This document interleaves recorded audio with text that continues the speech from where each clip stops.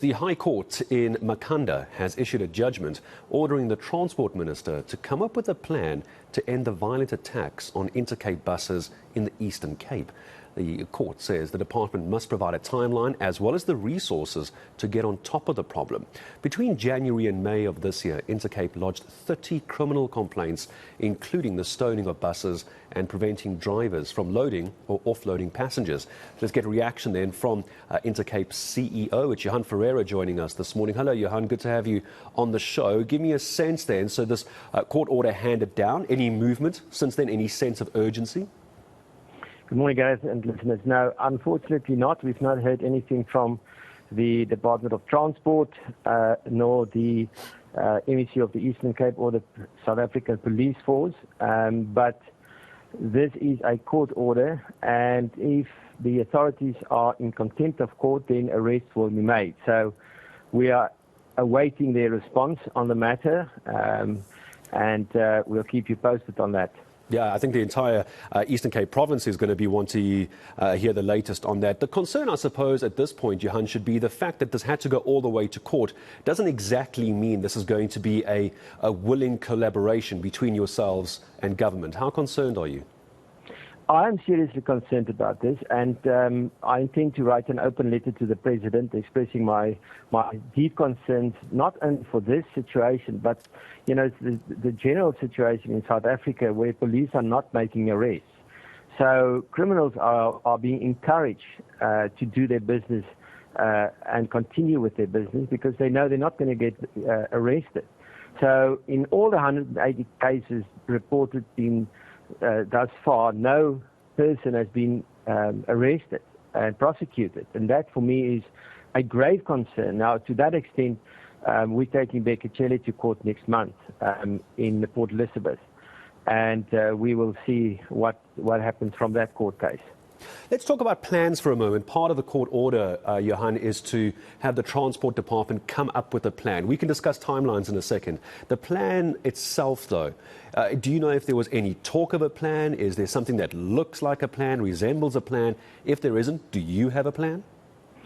Yes, indeed. Last year, December, we being Intercape, filed a comprehensive plan setting out step by step what the authorities has to do to safeguard the travelling public through the Eastern Cape area. This plan was ignored by the National Minister of Transport as well as the MEC of Transport of the Eastern Cape.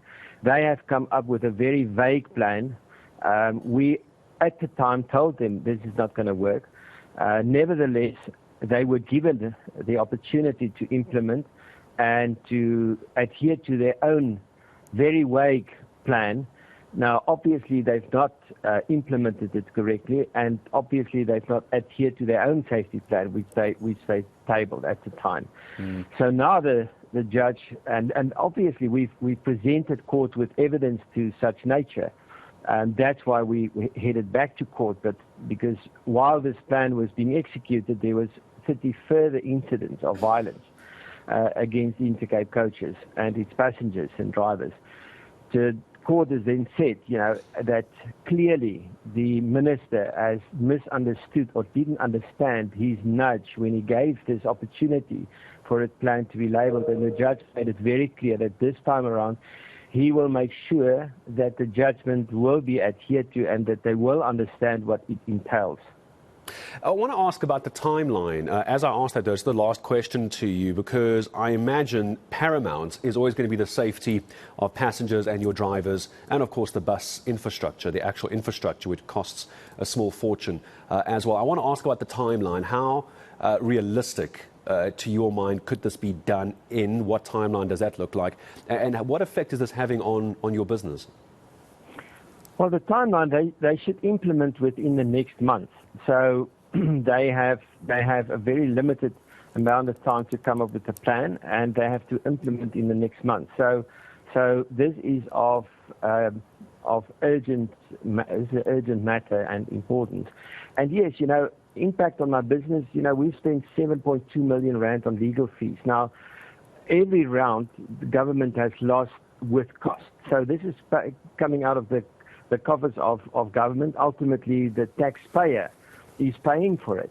So, it is a disgrace that private sector are being dragged through the courts by government, and that we have to put up with this derelict situation where police just refuse to do their work.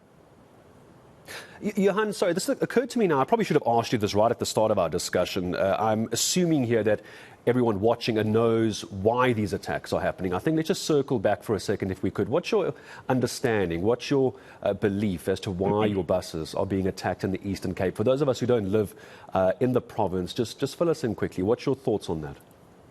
Well, basically, the taxi associations, particularly long-distance taxi associations, wanted to subscribe to the long-distance bus operators how they should conduct their business. The taxi operators would determine the price, the frequency, the operation hours of officers, how many buses can run on a particular route, what prices should be charged. And if you don't adhere to it, then your coach will be stoned or shot at. So literally, they will hold the industry hostage. This is industry capture or industry cleansing, whichever way you want to look at it. They want to control and run the long-distance industry, and we've seen taxi operators buying buses. So they want to take over the long-distance bus industry and run it themselves by the barrel of the gun. And we've seen in Cape Town what recently has happened. They bring these ridiculous claims, and they either force local government or companies like Intercape to adhere to their demands. And if you don't, then violence will follow. And the sad thing is, the government is not supporting it. They aren't supporting local government, like the Western Cape government in this instance. And they've been fighting us all the way with every excuse in the book. And this is just so wrong. It's just so wrong.